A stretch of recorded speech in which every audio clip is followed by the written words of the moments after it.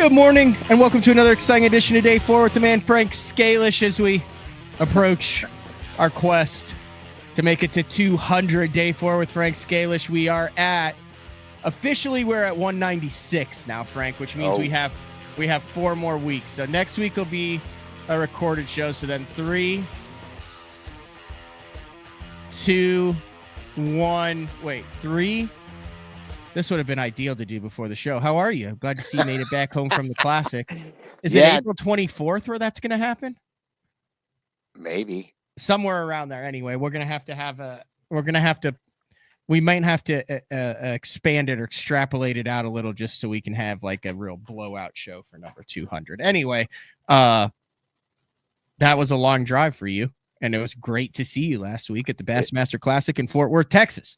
Dude, it was fabulous to see you and Courtney, and a huge appreciation for you guys shuffling us around. Well, that was all her. That was fabulous. I feel like you didn't even see the big truck once. It was all Bronco. Oh yeah, it was all the Bronco. It's a good color too. I like that.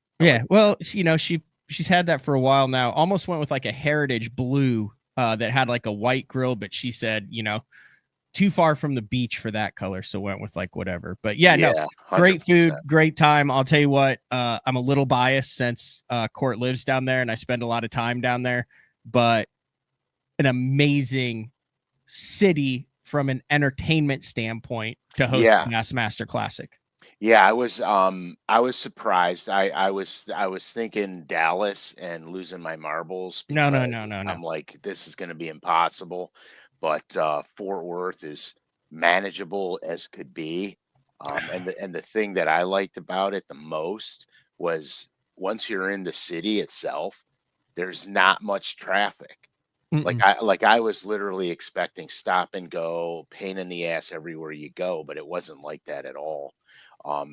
The other thing that was kind of cool, no shortage of great restaurants. Yeah. There is a big shout out. I got to give a super shout out to Mike at Riata Restaurant. If you ever get in the Fort Worth area, that's a fabulous place to go eat. And then I didn't realize this because this is how stupid I am. Dude, this is a full circle moment that happened while we were eating at Riata. 100%. So here goes. So I have, because I said, you got to you got to preface this real quick, Frank. I said, this is a badass restaurant and the dude likes to bass fish too. And supports the fishing community. Like we're going to Riata. You're like, okay. Yeah. Anyway, now tell the story. So that's what you knew going in. That's all I knew going in was that he was a fan of the fishing sport and he owned a restaurant. And that's all I knew. And then I walk in and I'm like such an idiot. He was like one of the first locker rooms that I ever did. Yeah. And I was like diehard fan of the game. 100%. And I was literally like, I'm looking at him. And he walks up to me, he goes, yeah, dude, we did a coaching session together. And I'm like, oh my God, you're the first one I ever did. Yeah. I would love to go back and get that footage from that. Yeah, that was wild. I mean, it was wild. I'm sure Jeffries has it. I'm gonna coach again. So if you guys are interested, just DM me and we'll go through the details. But, I want nothing to do with that this time. No. I've never had anything to do with it. Like Mark did it before. It's so difficult. The more people that get involved, the more difficult it is because it's a scheduling nightmare. I'm sure we could get Mark, not Mark. I know everything he does when it comes to this now. I'm sure we could get it set up to where you could just work it through Venmo, PayPal, whatever. Yeah, that's how I have it. And then you could handle it. That's how I have it. Yeah. Because it's too legit. It's hard enough to schedule. This is what I found out right off the rip. It's hard to schedule my time, the angler's time, and then another person's time. AKA at the time it was Mark. Yeah. It's impossible because you're trying to get, 3 people on the same. So I just said, you know what? I'm just going to do it myself. I'll Zoom it. It'll be great. Blah, blah, blah, blah, blah. Today, anyway, there's really no theme. We're bloviating about the Bassmaster Classic. We're talking about that. We're talking about what we saw. We've got big news from St. Jude. We've got we're going to talk about the meet and greets. We got a pile of stuff that the listeners and viewers brought us, and then we also have some news on a new Frank color coming out. Is that right? Yes. Did I nail today? You right on the money. Bullet points. Okay. I could label the bullet points. Hey, how about our fan show out? Was that fabulous? Your fan show out, dude? Like literally, I got a text, and this is the second year in a row that Frankie was like, "Hey, they're lined up, and it's 45 minutes before Frank's supposed to be here, so they started early. You started early signing. Signing here. I've got the. What did you have the speed on? Yeah, right here. Money, dude. I have some, but they're in the basement. I'm not okay. I don't know how we're going to do this, but Frankie and Courtney had the foresight to put like a dozen of these things in my backpack for listeners and viewers who were unable to get to the Bassmaster Classic. Now, here's the problem. I've got them. You need to frickin' sign them. I have about a dozen too. So so I've got the unsigned. So we can do some signed stuff if you're okay throwing those in the mail. I know you're way better at mailing stuff than I am. Yeah, I'm good. I'm good with it. 100%. Oh, we also have to talk about the Bass Fishing Hall of Fame because you literally, dude, it was badass. Like I forgot. You had all of the Hall of Famers in there, KVD, everyone, and like they talked about you and your paint jobs for like 10 minutes up on stage. It was badass. All right, let's get back to this. Most important thing. We'll work on it in order of importance. The most important thing, because we still have to talk about some restaurants and stuff, was I have a writing fan. Not fan. I hate the word fan. Like I follow a bunch of stuff. I don't want to be called a fan. I want to be called a listener or a viewer. And especially because all of our listeners and viewers engage with us and interact with us, not a fan. Let's call them listeners. Listeners and viewers. They showed out, and it was cool. You look down the line, and it's like all of Frank Scalish, like BTL apparel, Pradco, Lure Net, people with stuff for you to sign. It wasn't like, hey, there's a line. Who's the bald guy? Like they were. I know. I'm serious. They were in line to meet you, Frank, and it was freaking badass. Nobody said Uncle Fester was here. Yeah. That's so. It was great. I was really nervous. You know, Texas is a long way from home, and I was really nervous about the turnout. This is a very big testament to Bass Talk Live. You guys are fantastic, and I probably said it 400 times. Signing lures. If it wasn't for you guys, none of this would be possible. So I have a big thanks. You know. A big thank you to all the viewers and listeners out there. The cool thing was I was really cool. It was really cool to see the amount of truckers and long haulers out there that really listen to the show. And they were talking about like, you know, you when you're doing your maps and you're doing your stuff, we can't see that on the road. Clearly they can't see that on the road. And so they go home. When they get home, they watch it again on YouTube, which I thought was fantastic. It's fantastic. Yeah. You were signing a one-of-a-kind, one-off lure and color that will never be available again. Run through what that is, and I will. Those are never be available again. Those are the 4 words that I hate the most. Yeah, it seems to be a theme with some of the stuff you paint, Frank. Yeah, it's those are the 4 words. We could have a you know what chaps my ass version of BTL one time, and it would be like amazing colors that will never return because they were a one-off and they should be in the rotation. Yeah, because That's how do you say know that? Not Frank, by the way. I don't want you're going to get a call after the show because you know they're listening. Oh no. I'll say it, Frank. There's a couple colors that they need to be in the rotation. No, dude, I say it all the time. I say it all the time. I'm like the first words that come out of my mouth is, "Yeah, those should be in the catalog." Yeah, catalog. Every single time we do anything, I'm like, "Those should be in the catalog." All right, here we go. Walk it through all. Okay, so that's called crackle bone, and the what I did was I pearled the bone two ways. On the back, I've got blue pearl that bleeds into a purple pearl, and it's semi-transparent with silver scales, and then the belly is also a pale bone with the purple pearl on the belly. Oh, I hit it right there. Yeah, you got it. You got it. And so, yeah, it's really a cool color. That color in dirty water will almost look bright white. It's really cool. It's really a cool color. Um, Comes with the lure net. Congratulations, you now have a limited edition lure that has been hand painted in the lure net paint shop. You're now part of the. Oh, I've never read this. You are now part of the select few who are taking their angling to the next level. that's outstanding. I have to give a personal shout out if you don't mind.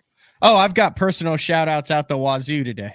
Okay, so there's a gal that works at Pradco, and her name is Maria.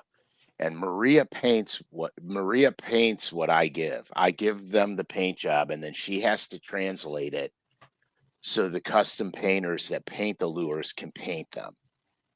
And the first time I ever met her in person was the last week at the Classic. That's the first time I ever met her in person.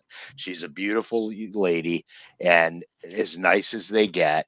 And we wound up talking about paints and pearls and colors, et cetera, et cetera. And it's the first time I met her. I was really happy to do so. One of the nicest people on earth, and a Can we very get her on beautiful BTL? lady. I probably can. Why can we not get her on BTL and let you guys go at it when it comes to painting, and she can go through how she translates your paint colors and then what she does to make it happen and what Yes, makes it unique? Like, you want some behind the scenes stuff, man. That's some behind the scenes stuff. I can get her on the show. And here's the funny thing, okay? The first she says, "Oh, Mr. Frank," and she was very nervous, which was cute as could be. She's like, "Mr. Frank, I'm so happy to, finally get to meet you and everything." And I go, the first words out of my mouth were, "You must hate my guts." And she's like, "No, no, no." And so, so we talked a lot about the intricacies of the paint.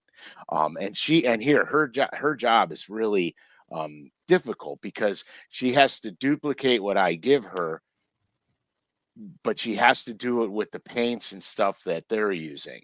Mhm. Which are not the same that I'm using, and mine have different properties. And so we talked a little bit about I talked about how to make her paint behave like my paint, et cetera, et Mhm. cetera. So it was really cool. Maria, it was great to meet you. I hope for some crazy reason that you see this show Well, because it was a pleasure. yeah, we gotta get her on the show. Yeah, that's smart. I can't believe I didn't think of that, man. I'm falling asleep at the switch Yeah, here, no. bro. So a couple years ago, we did like the getting into painting or Yeah, tying or whatever it is. yeah. I think that might have been part of the catalyst for Juice's jigs to get started, wasn't it? Was watching the show, I think. I don't know. Anyway, It's a possibility. Who long knows? story short, that might not be bad too. I know, but at the time we're kind of promoting the Pradco Yeah, lure net blanks. correct. But Correct. that might not be bad to kind of revisit that, because I know that there were a lot of viewers who kind of got into painting from that, even if it wasn't, Yeah. Yeah. 18 levels deep like you are. It's just satisfying to go catch something on something that you put a little paint on. Yeah, 100%. I mean, I had guys, I had viewers at the Classic come up to me with paint questions, and one guy even said, "I can't paint. I'm no good at it. I'll give you my airbrush." And to which I started laughing because um, I appreciate that, but I definitely don't need another airbrush. All right. Let's get into the show and tell portion, Frank. Let's do it. Trey was super pumped to meet you Yeah, and brought gifts. Oh yeah. So and his family. is it Ziegler or Zegler? Seeger, Zegler, Segler. SEG. Is it L L-E-R. or U? L. Oh, okay. I guess he makes these. I thought it was no. I don't know. I thought it was Seeger. Seguer.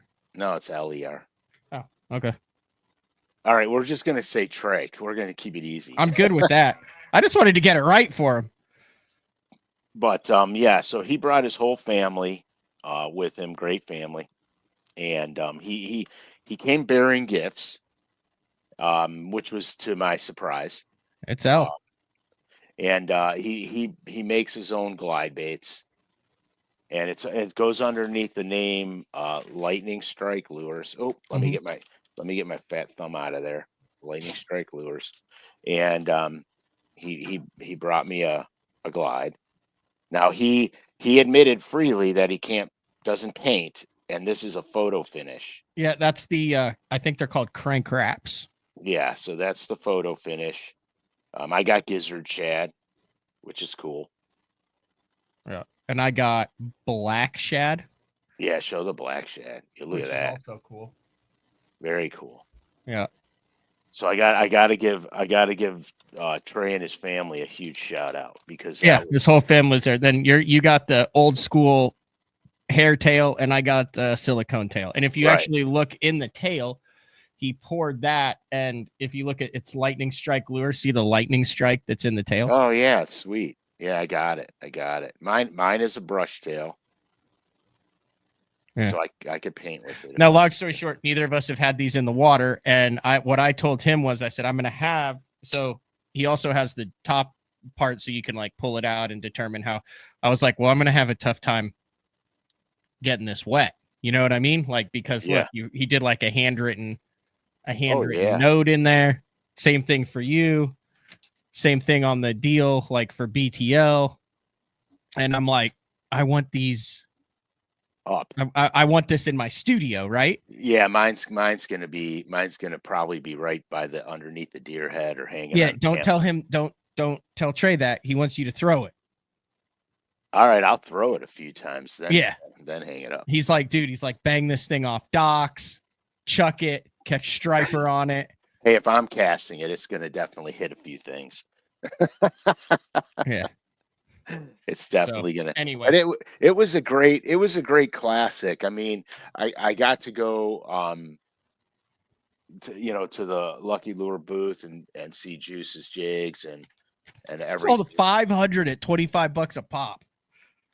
Yeah, I mean it was good, man. It was really good. I'm gonna be honest. I didn't buy anything. I bought one thing at the classic. One. What'd you get? One lure, one thing. Period. Can you say what it is? Yeah. I bought a Willie Pete's glide bait. Okay. I never threw a glide. So you are loaded with glides now.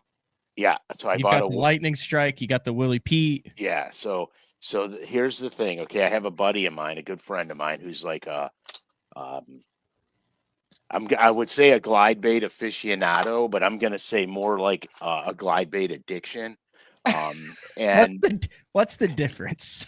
Well, the addiction is I don't think he can help himself. The first thing I ran into Jeff at the classic, and the first thing he did, he had like a freaking garbage bag full of glides. And I'm like, dude, are you out of your ever loving mind? If you guys know how expensive these glide baits are, he literally had it looked like he went to the grocery store and had a bag full of them. I'm not like that because I never threw them before, so I want to start out on a very slow, even keel because I can't justify it yet. But the Willie Pete's, I like Brent's backstory. Mm-hmm. He's military. My two sons are military. I just like the whole backstory, and so I heard a lot of chatter about it. He was, when I caught the 10 at Arbuckle in the tournament. Yeah, he was telling me the story. That was him who was going, eat it, eat it, eat it, eat it. and he was the one who was on the other side of the point that was scoping the fish that was about to eat my bait. Yeah, and then you caught it. He told Yeah. me that. Yeah, he was telling me the story, and my jaw dropped because I'm like, "You're the dude with Matt," and he Yeah. goes, "Yeah, that was me." How about that? Yeah, so I He was took like, it like a. I mean, he was very positive about that experience. I mean, it was just totally random, right? Like, I mean, it just as easily could have been me watching him catch the 10. "Well, yeah, I mean, think about it. If you're both spitting out 90 feet, you got 180 feet between you Mm-hmm. two. You know what I mean? And you both could see the fish. But I'm about yeah, it to was get a hook really in my cool. finger live. Yeah, good luck with that, dude. I'm not mine. I'm in. Mine's not even attempting to go back in the bag while we're on air. Yeah. So I had to give a shout out to Brent because I heard about his glides, the Willie Pete's from my buddy Jeff, Mm-hmm. and That's really cool. I mean, you get guys like Trey, Brett. You get all these dudes that like, it's fabulous. and you know how much time it takes, and how Mhm. 90% of the people who purchase that product truly appreciate it, or are Oh gifted yeah, it, or get it. Like, I mean, one of the cool things that I thought that we saw while we're on the topic of glides is Steve Kennedy roaming around the classic with a he had his 5-gallon bucket of random glide baits. yeah he had the he had the Flow bucket. It was Flow's blue He bucket. came to the expo that day literally to get a Progressive bucket with the picture of like Flo, like, you know, Flo Yeah, from Progressive, the yeah. bundle chick with the red lipstick and the white apron. So he Oh yeah. wanted that bucket. And then there were probably 20 random glide baits in it. And he's just standing by himself Yeah. in his blue Tiger jersey with a blue bucket. And he goes, "Oh, Frank, how's it going?" It was great. He's such a character too. I Dude, mean, what a he's good dude. he's such a good guy. He just doesn't give a crap about nothing. No, what a good dude. Like I Yeah. said, I got to get him back on BTL soon like that. But you know, he had that Dude, he I have a story with him. yeah, hit us with the story. I'm going to try to find this video of him that we can play, but hit us with the story, Frank. Okay, so we're on Clear Lake. First time I've ever been on Clear Lake in my life, and it was an absolute freak show. Okay. I've never seen bass that big. I couldn't tell you how big the ones I was seeing were because I've never even remotely seen a bass that big. I know I had one on, I had him to the boat, and then he got me back wrapped around the dock poles for the second time, and then I finally broke him off. Um, the guy that was in the boat with me lived on Clear Lake, and he swore to God up and down that it was 13 or 14-pound bass. I said I cannot confirm nor deny because I have no earthly idea how big it was because I never seen one that big. So I said, you know what's crazy? He goes, what's that? And I go, I have 3 more on beds equally as big as that, and one maybe not quite as big. So I said, let's go get her. Let's go get him. So we go get him, and Kevin Worth was on them. And so I was bummed out because I thought they were safe because they were pretty good ways offshore. One of them was actually on a metal object, and I don't know what the object was, but it was like it could have been like an old appliance or something that was in the water. But The old anyway, refrigerator pattern. yeah, the old refridge pattern. So anyway, so Worth is on him. So I'm like, dude, did you catch him? And he goes, I lost the first 2. I got the third one. I go, how big's the one you got? He goes, 11 pounds. Oh yeah, I think you've told that story. Yeah, I did. So anyway, so Kennedy was in the tournament. So there's a thing that happens on the Great Lakes with the smallmouth in the spring is they'll gravitate to the marina mouths in the spring. All right, and I didn't know. I said, I wonder if the largemouth do the same thing because because Clear Lake's makeup is pretty bullish. It's not there is structure stuff there, but it's basically bowlish grass surrounding the bowl, and then you've got a couple of marinas cut out. So I go to this marina mouth the first day of practice. There is not a fish there. I'm fishing it. I'm looking. I'm fishing. I'm looking. There ain't a fish there. So I kind of wrote it off. I'm like, well, maybe maybe these largemouth don't do this. You know, the smallmouth do, maybe the largemouth don't do it. I write it off.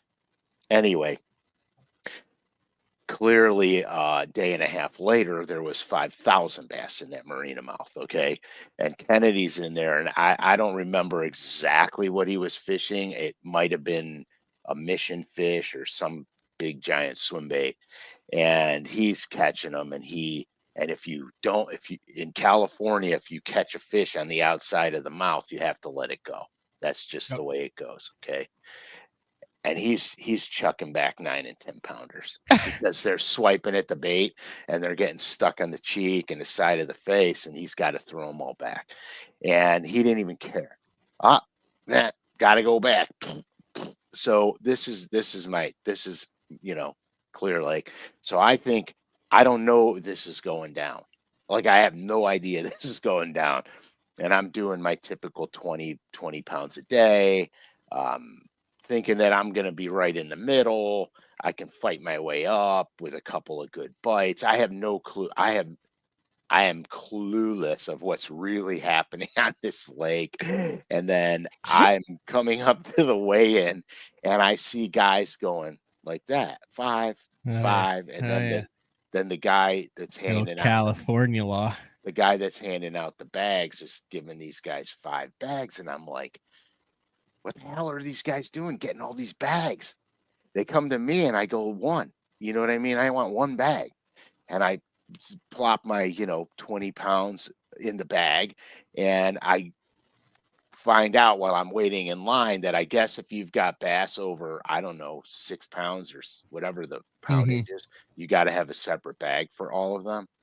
And when I found that out in the line, I got sick to my stomach. I'm like, oh my God, I am going nowhere in this event. I am literally going nowhere. And oh my God, I go to get up on stage, and one of the bass officials goes, Scalish, what do you got? And I said, 20 pounds. He goes, yeah, you're going to get about 2.5 seconds on stage. I went, what? He goes, oh yeah, if you don't have at least 40 pounds, they ain't even going to talk to you. I'm like, what? And that was the truth, dude. 35 pounds and better, you got stage time. Anything under 35 pounds, you didn't even get a pat on the back. So needless to say, it was a tournament where I weighed in like close to 40 pounds and finished like 78th. It happens.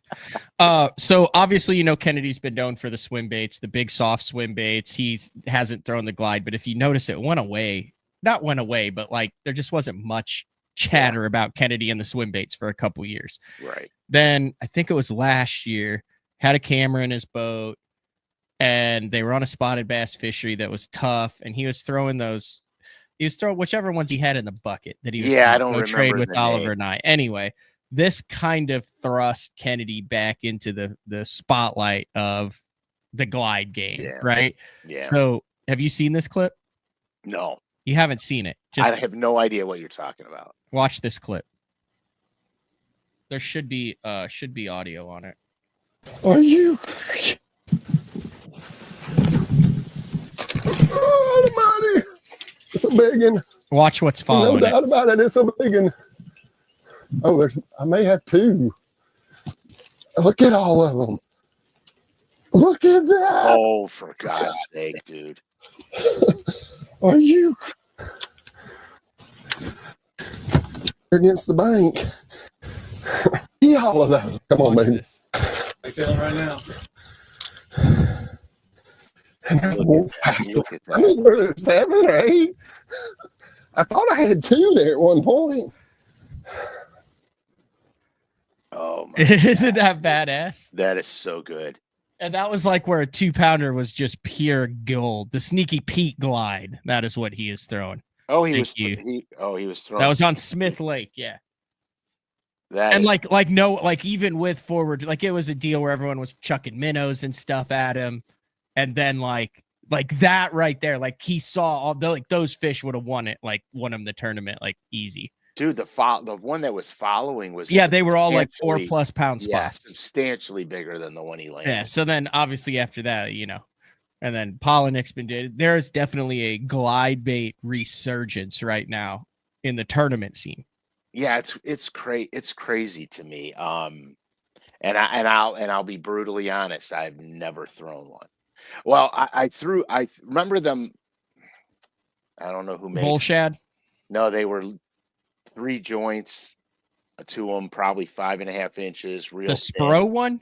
No, real thin. Long time ago, they came out with them. They were catching True them up. tungsten. No, I don't know. I got them Mosaic? downstairs. No, I have them downstairs. Anyway, I tried those and I just could never get it down. I could never catch them on it.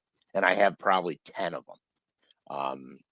Because I thought, oh my God, these will kill the smallmouth. I got to get purge colors and all this crap.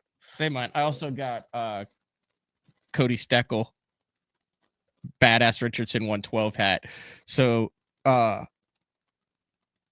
he fished the opens like 1 year, big BTL day 4 listener, and just straight up like out of the West Coast and just smoked. He dang near made the Elite Series in his very first season.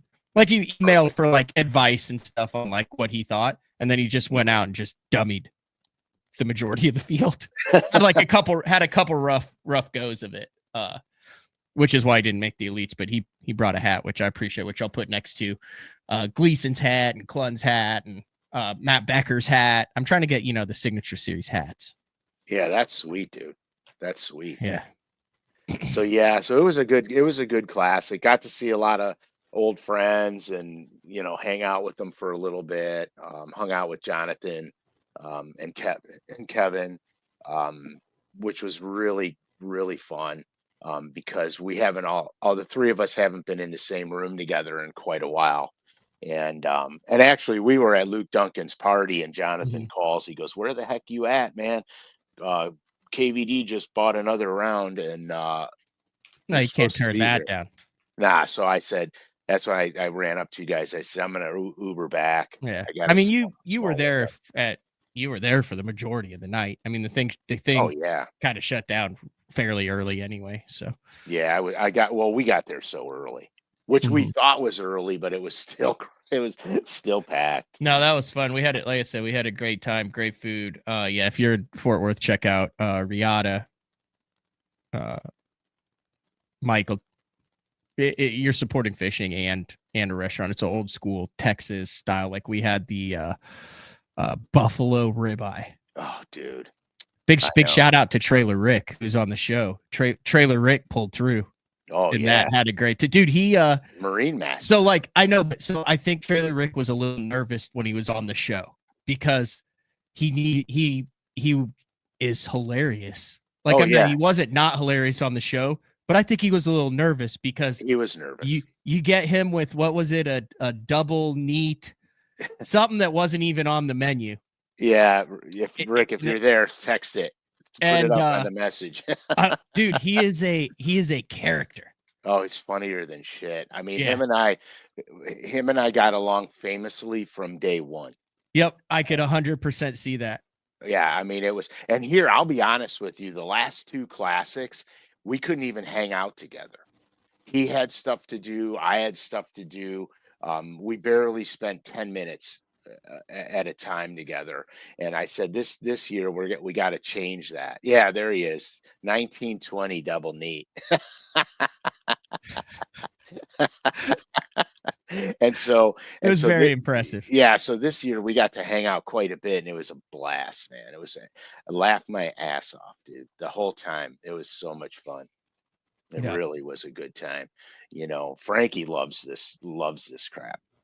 Yeah, that was cool that you guys got to that you guys get to hang out and do that. A lot of people, in the lineup to beat you. Hey, Frankie Jr. Oh yeah, I know. He was taking pictures and signed autographs too. Yeah, it was fun. I mean, it was just a lot of fun. And it's like there's two parts to this. Okay, there's the grind part because there is a grind to it. Hmm. Um, and then there's the part that just happens so generically that is so much fun. And that's what I look forward to. The fans are great. I mean, listeners and viewers are great. Um, it's always fun to see the people that I work for there because they sometimes they're as surprised as I am. That Trailer Rick is still recovering. Yeah, he's at Red Crest, I think now, or I thought he somewhere. had to be. I thought said he had to do like a Miami yacht show or something for a week Hell, in between there and Red Crest. yeah, I don't know. I think he, That's why I was working on his tan. yeah, yeah. He literally got home. He spent one day at home and had to hit the road again. Um, Yeah. I don't miss those days one bit. All right. This has absolutely nothing to do with Pradco, with Lurenet, with anything. I do this once a year. There's over 200 people watch it on, and I don't personally ask listeners, the viewers, to do much, with that. But No, you don't actually. today, the Bass Talk Live apparel store opened, and the link is in the YouTube description for this show. You can also go to basstalklive.com and click on Shop BTL. And when you open it up, this is what you see. And when you scroll down, right here is a St. Jude fundraiser. We also just have some basics. This is all just if you want to get some BTL apparel, basic heavyweight hoodie, basic t-shirt, Richardson 112, and then there's a new hat here that with a PVC circle patch on a Richardson 112. If you're looking for a new BTL hat, there's 100 of these. I had to buy the patches beforehand. That profit goes to me Perfect. and Bass Talk Live. However, this St. Jude fundraiser right here, and these are when they're gone, they're gone. This St. Jude fundraiser t-shirt right here, Bass Fishing Saves Lives. This is the 4th year that we've done it. I fish with Adam Bartuzik at the Dick Hiley St. Jude Bass Classic every year. Skeeter Yamaha's gotten behind it this year. They've donated a boat that'll be raffled off. It's a $25,000 first place. 100 teams. It has raised over $7 million, 100% of that to St. Jude Children's Research Hospital. If you know, I talk about it. I've been to St. Jude in Memphis with Fat Cat Newton, with Brian Robinson, who has also done some work for that. I started working with St. Jude's as soon as I took BTL over because I wanted to just add some form of philanthropical interest in it, right? So it was a selfish reason. I think there is a little bit of selfish elements in here too, right? Like I wanted to feel like, hey, I'm doing something good. Well, Just so happened that there was the St. Jude doing Bass Classic that I fished with Adam Bartuzik. I said, hey, this is it. This is a badass cause. And then obviously with what happened with Miles Berghoff and his daughter Riley, who ended up at St. Jude for 7 months. He's fishing the event. Matt Steffen's fishing the event this year. Frankie Jr. is fishing the event this year. Oh yeah. Frankie He's fishing Jr. with Juice. is fishing the event this year with Juice's jigs. 100% of these proceeds go to the Dick Hiley St. Jude Bass Classic, to the team of Bart and myself. And then, like I said before, we have a contest to see who can raise the most money. So when you donate this, it goes to our team, which impacts our takeoff draw. So it's a beautiful thing that they did, right? So Yeah. for the 2 days of the tournament, if you raised, if you were 8th, you get to take off 8th both days. If you were 30th, you take off 30th both days. But if you're in the top 10, it keeps your takeoff draw the same each day. So we've got all these guys who are, for selfish reasons, raising money for it, but then 100% of it goes to St. Jude. So it's a beautiful thing. Right. It's you have the competition of the race to raise the money, and all the money goes for a great cause. Yes. So there's no losers. Yes. So click on the link in the bio. There are 4 different colors of it. It is a high quality soft cotton t-shirt. The store will be open until April 19th, and then it will close. The way that I do this with ATS Printing is they are doing an awesome job, especially like last year. They open it up for a brief amount of time.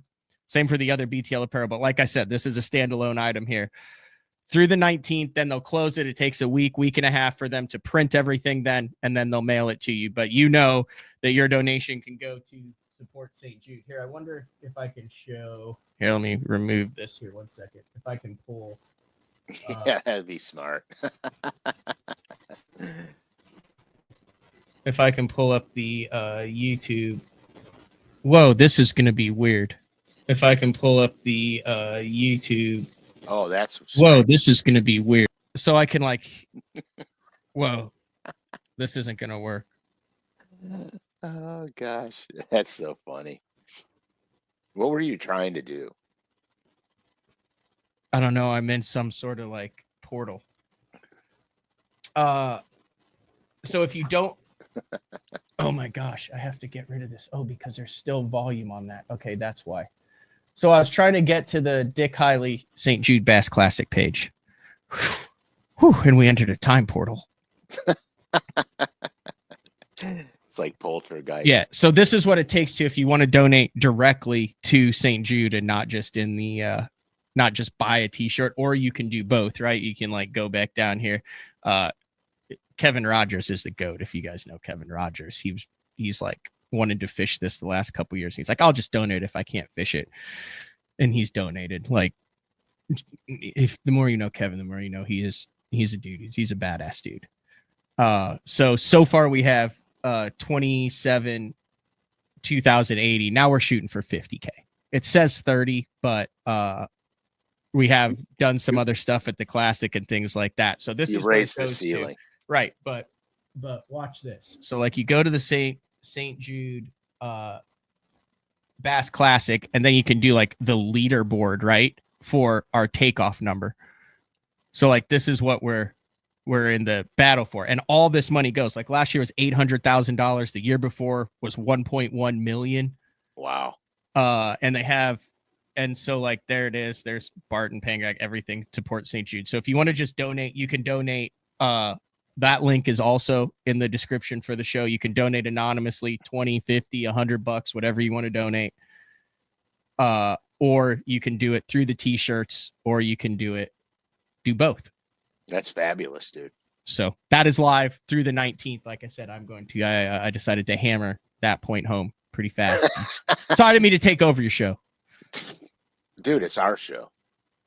I don't look at it as my show. I look at it as our show. That's the truth too. So, but here's what I would recommend. I think Juice might be making some jigs for it. I would say get your BTL Bass Fishing Saves Lives shirt. There were actually a number of people that were wearing them at the Bradco booth. Get your shirt to support St. Jude, and then buy a jig from Juice once he comes out with it. I'm assuming that's what he's doing. He told me he was. He might not be. And then that can also go to support Frankie and Juice. Yeah. That poor guy's going to have arthritis when he's done with this jig game. He probably all has arthritis. He'll be like, I can't tie anymore. I am not an animal.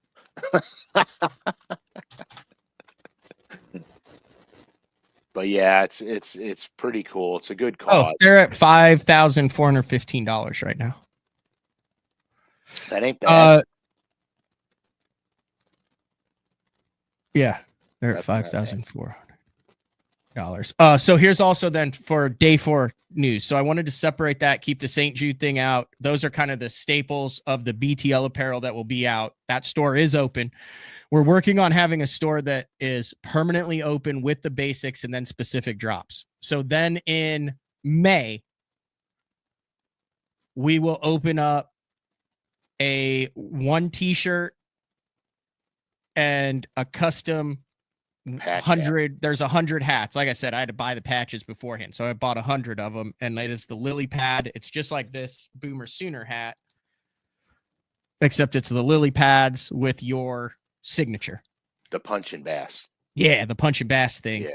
And then we went ahead and did the Structural Element shirt. Yeah, man. Yeah, so we're doing it. It'll be badass. So there you go. That's your. It'll be super. We're all caught up on that, but if you do feel free to share that link, to screenshot the Bass Fishing Saves Lives t-shirt, to send it out, to get as many people wearing that thing as you can. And I'm a little bit more passionate about it this year, especially with being able to look, and, Riley and the whole Berghoff family, they were there for 7. It worked exactly like you would hope it works when you put your money towards an organization or towards something and you're like, okay, I want to know where this is going. Like, is this actually helping? Right, 100%. And this is, and it's not sexy to talk about, and it doesn't get the best numbers, but it is something that I am definitely passionate about. Well, but that's good though, because it goes for the right things. Yeah. You know what I mean? It goes to the right things. Yeah. If you want to fish that tournament, last I heard there were 95 out of 100 boats that were signed up. It is a 100 boat max. It is just look up the Dick Hiley St. Jude Bass Classic. There's been numerous BTL listeners who, like last year, I talked to a couple that were like, yeah, we heard about it, we signed up. And once you go to that, you will always come back to it. So That's out what of I heard. Wabasha, Minnesota. Yeah, you'll have to fish it one of these days. Maybe you and Rick should fish it next year. Me and Trailer Rick. Yeah. It sounds interesting. Yep. It sounds interesting. We got speaking about day 4, we have the new color release is going to release April 3rd, Thursday. Okay. I'll be at Norfolk, so we're going to record this. Can we get a sneak peek? Yes, we have a sneak peek. It is St. Clair orange, so it's part of the St. Clair collection. It's St. Clair orange in a Norman speed end. This color here, I'm taking it out. This color, this color is bad to the bone, guys and girls. There's the belly shot, side shot, back shot. This is a really good crawfish color.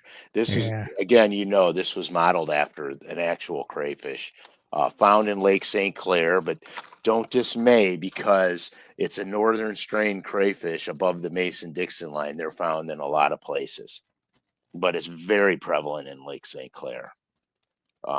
Hence the name St. Clair Craw Orange. that breaks April 3rd, Thursday.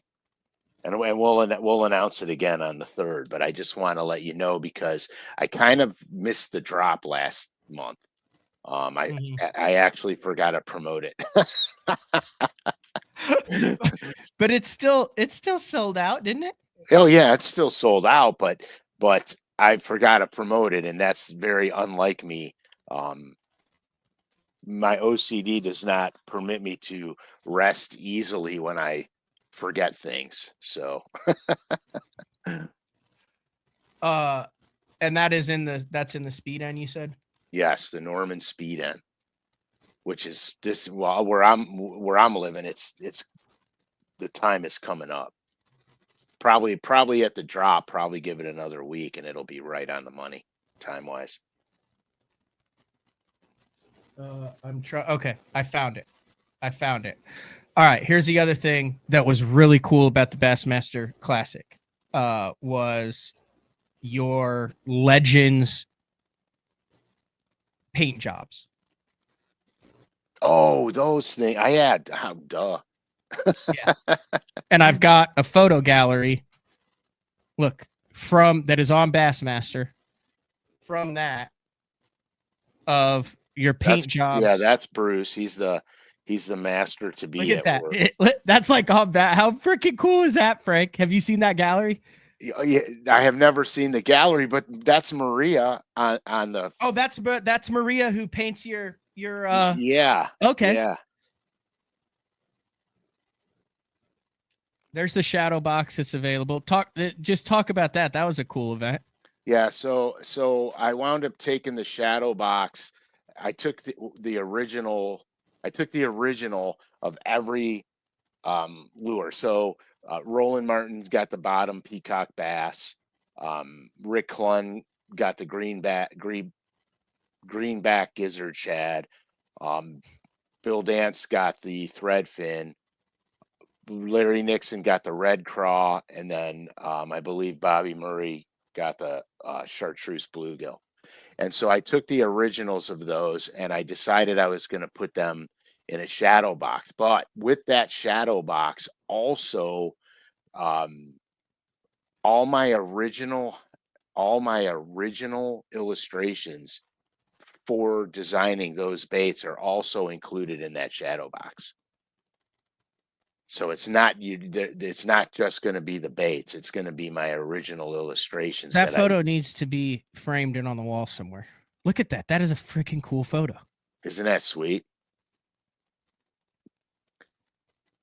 Yeah. It's very cool. How did you get their signatures on the side when you did it? Did you actually like trace them or? No, those were they put them on there. Okay, afterwards, so they stamp them on there. I'm sure they get their I'm not sure how signature. They're all bad to the bone, but I will tell you what, the Roland Martin Peacock Bass is so cool. Spook. That is gonna have to be. I'm gonna have to get one of those for my collection as well. Yeah, it's so cool. Like those are cool. Those are gone like instant. Like those are gone already. Probably there'd be 300 of them. I don't know. I think I don't know how many they're making. To be honest with you, I have no idea the number. But all of the proceeds for that go to the Bass Fishing Hall of Fame. All of them go right to the Bass Fishing Hall of Fame. Which is cool because you've got guys that are working for different companies that all get together for this one really project. Cool. Yeah, it's really super cool. The Rick Clun Spook looks really nice too. Yeah, it's really cool. I mean, I have to say, I can't say pick a favorite, but I would say the Rick Clun Gizzard Shad is probably my favorite. And then I can't really pick a favorite. And this is the shadow box that will be, there's John in the background. This is the shadow box that'll be auctioned off in September. Just Correct. Like you did last year for the Bass Fishing Hall of Fame. Correct. And remember, the illustrations go with the shadow box. Oh, we got to meet. I can't believe I remember his name. Who got the shadow box last year? And he was on the show. We had him for the whole show. Yeah, Joey Mac and Cheese. Joey Mac and Cheese. Yeah. I don't know why I wanted to say Enchilada Steve. No. I don't know why. I knew that wasn't right, but for some reason, that's what came to mind. So I just got text by a buddy of mine, a really good friend of mine. He's like, you could just tell them that you're fishing with your buddy Troy. And Troy, yeah, Drunkwood's trying to get in on that as well. That is so funny, man. Maybe you should have like a Hunger Games skills competition amongst all of those people who would like to fish with you, and then they could do video submissions. Maybe we auction. We auction it off so I could get money to give to Listen, Frank, I don't know if you want to do that because you're in the boat for 4 consecutive days with that person. Yeah, it's got to be. And knowing you would like that to be an enjoyable experience. Yeah, you got to be with someone you know for sure, without a doubt. Yeah, I don't know. This is all hypothetical, guys. It's all hypothetical at this point. But yeah, it would be fun. It would be. Rick, you won that one. If that's what it comes down to. Any other classic thoughts? Overall classic thoughts. Like I said, we're just kind of BSing today. I lied. I lied. Okay. I bought 2 things at the Classic, and I'm not counting beer and food. I bought 2 things at the Classic. I bought the 0 degree mount from the Bass Tank. Oh, you did? Oh yeah. Okay. I put it on yesterday in 38 degree weather. As soon as the snow melted, I ran out and put it on. Oh, very cool. Oh, and we also went and hung out with Braden and the guys at Deep Dive for a long time. And that was a blast too. Those guys. Okay, so here's the thing. They're on a different level Yeah, They're on a completely different level with brain power. they're nerds. Yeah, and not the nerdy kind in a bad way. No, the nerdy kind in like a good way. Yeah, like in holy crap, how did you think of that? You know what I mean? Like, how do you do that? And then Here's the level. They're able to actualize what like a normal human being like me goes, it would be cool if. So like they have the it would be cool if, and then they like have the mental capability and talent to go do it. yeah, and the thing that surprised me the most was he's like, "Oh yeah, that's easy. All we got to do is this, and that." And their this, and that is terminology that I have no clue. I'm like, just tell me what buttons to push, bro. That's hilarious. Devin says this, and I literally have it queued up. We would be remiss if we did not mention that on the 13th, yeah, a lot of lure net baits, like official U.S. postage stamps. Isn't that cool? Yeah, stamp collecting has a new allure for anglers across the nation, and part of the buzz involves classic lures from Pradco Fishing. On March 13th, Springfield, Missouri, the United States Postal Service added freshwater fishing lures to its long history of postage stamps. Rebel Popper and Arbogast Jitterbug, all in there. So you can go to the post office and get stamps now with a Popper or a Jitterbug on it.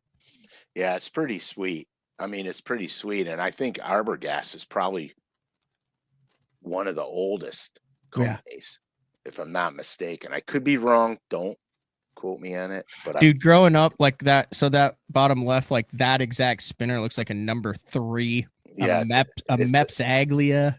Yeah, Aglia number 3. Dude, I like the one with the black blade and the yellow polka dots. Really? I was always either a rainbow trout guy or a silver blade, but that right there has probably, would you not say for a beginning angler, that is the best lure you can tie on in any part of the country to catch a fish? If you're a pond hopper and you don't have an inline spinner, you're out of your ever-loving mind. Because the bass we used to plaster, we used to sneak on the golf course and fish the ponds, and that's all I did. I had the Meps Black Alga number 3 and number 4, and would go out there. It's black with the yellow spots with the squirrel tail. It had the actual squirrel tail fur on it, and just mashed them. And back then, you're a little kid, and you think you're doing something. Back then, I called Scott from the Bass Inc. yesterday, and I said, dude, I said, I got Scott. I said, he's got a Justin Hamner autographed Bass Tank hat.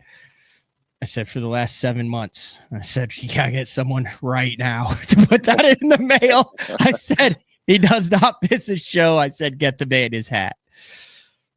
Yeah, no kidding. Wow. On it. But so it's fish obsessed mount. Yeah, and it was easy. It was easy to put on. It's almost foolproof, to be honest with you. Yeah. Now you'll notice on the 0 degree, you're going to suck for the first week or 2. Yeah. Well, I fished off of it with you when I was down there. Oh yeah. We already talked about that. Yeah. It was a pain in the ass, wasn't it? At first. But the cool thing about it was when you're on them with that, you are on them. I mean, you don't have to worry about being 3 feet to the right or left. I mean, if you see your bait and that fish, you're on them. So that's the good thing with that. I wanted to ask a classic question, Frank. So Lee Livesey, pink chatterbait, pink trailer, pink fluke style 6.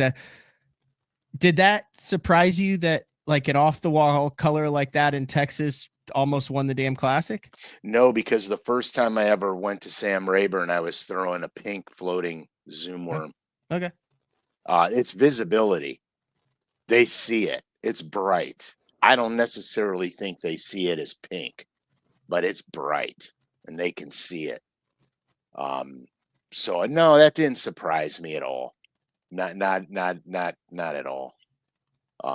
Anything else bait wise or technique wise, or how it was won or how it was done? No, I thought it was pretty cool how the two guys, first, second scope, third, fourth traditional. I think if the wind had laid down, I think the scopers might have fared better. But I also think if the weather had cooperated, and when I say weather, I don't mean air temperature. I'm really talking more about the wind. I think Yeah. if the wind would have laid down, I think you'd have had an influx of more bass to the bank because it's just that time of year down there. But I also think the scopers would have had a better Father advantage. Gill thought low to mid 80s if it had been calm all day Yeah. for all the days. Is Jim with a good question? Does pink show up as gray to a bass?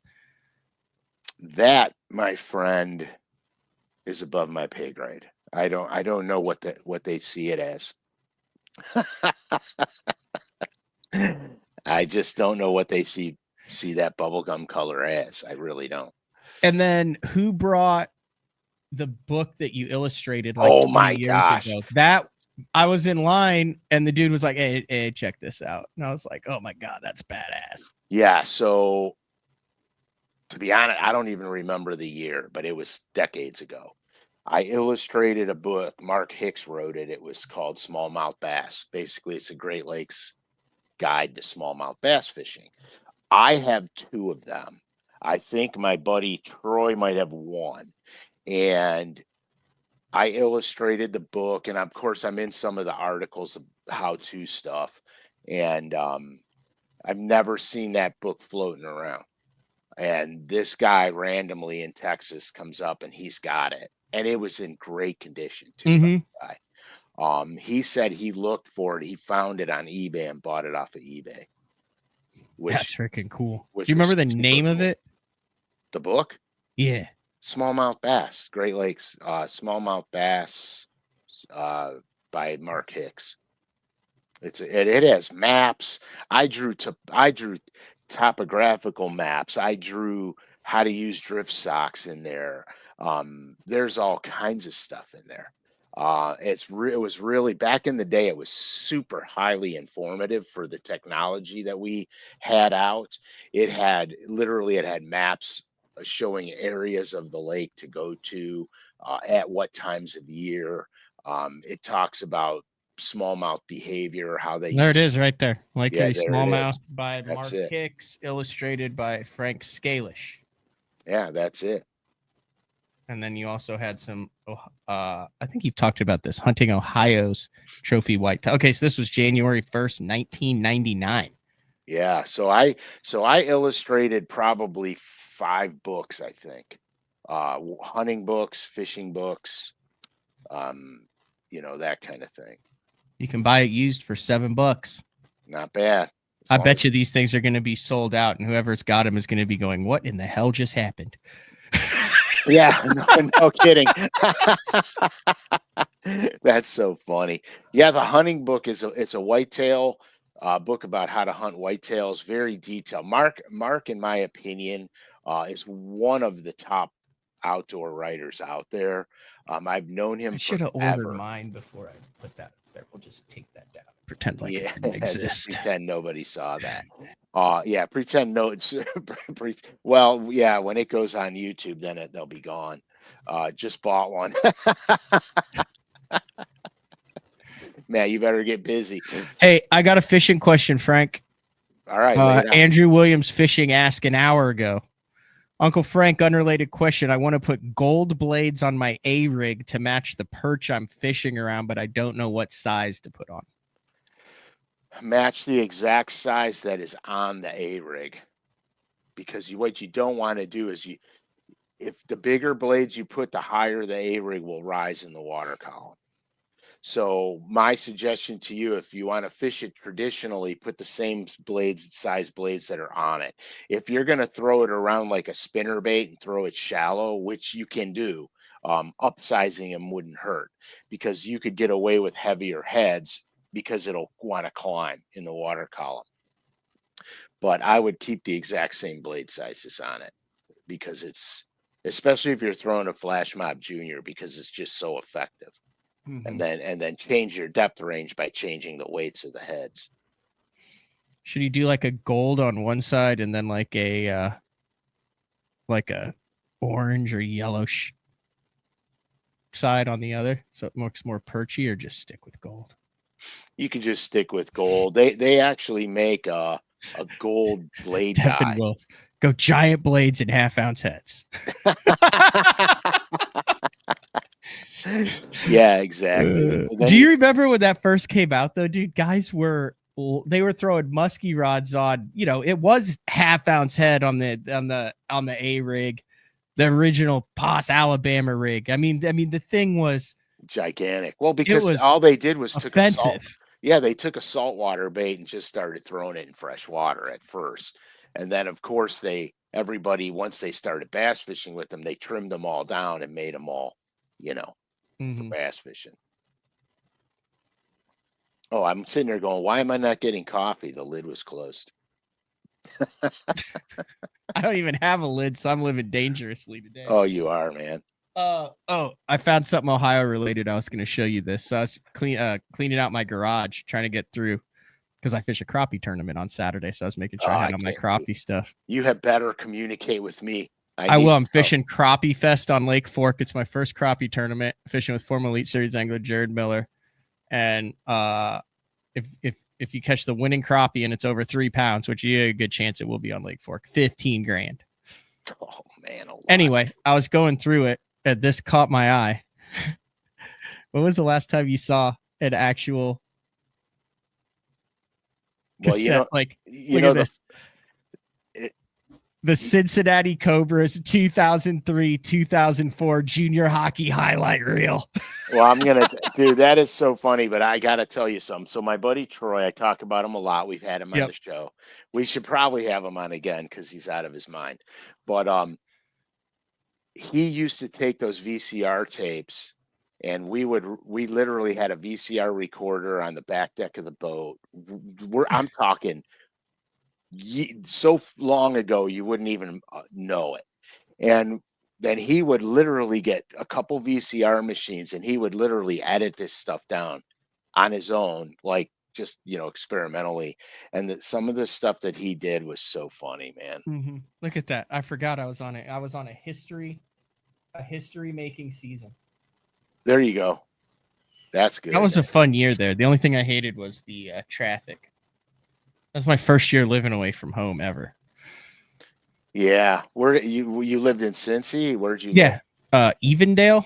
Okay. All right. Yeah, there were giant bucks in the backyard. Giant bucks that lived in this neighborhood. I mean, like world record class deer that lived in this neighborhood. Oh yeah, dude. Unmolested. Mm-hmm. Ohio's got big bucks. I had one in the yard right before I came to the Classic. Let's see if I could find this. No. Find a picture of it. Yeah. I have. It's always better to have unmolested deer. This is an old dude too, man. Yeah. Now he looks like he may have been molested. Oh, look at his eye. That thing was a fighter. That thing was a fighter, man. Yeah. He did battle. Yeah, that was wild. Yeah. All right, you want to wrap it up for today? You got anything else, Frank? No. You're all over the map. Thanks for everyone hanging in there with us. Yeah, we were everywhere. And if you guys want to do some coaching sessions, DM me. We'll go through the details. How do you DM you? That's just Frank Scalish on Instagram. Frank Scalish, Scalish_fishing on Instagram. That's the easiest way. We'll figure it out. We'll make it work. No pressure. Yeah. Again, thanks to everyone. The Classic was insane. I appreciate everyone showing up that could.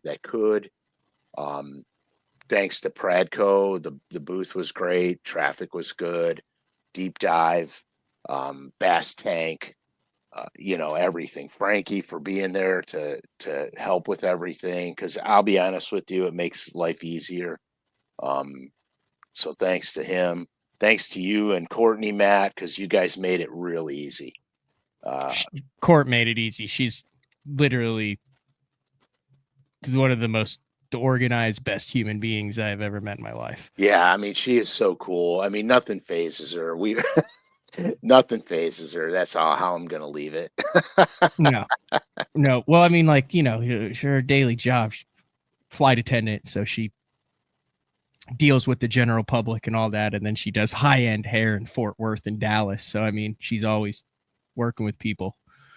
Right. So you have the ability to tune in and tune out. But she enjoyed the hell out of it. She likes being able to get into this world to see it. There's a lot of good people that we get to hang out with. We had a good time. We had a really good dinner on the first night. We did that flaming bone-in ribeye that we split the 4 ways. Oh, the tomahawk that we split 4 ways. Dude, you told some great story. What was that? You told an amazing story at that dinner. It was like a 20-minute story.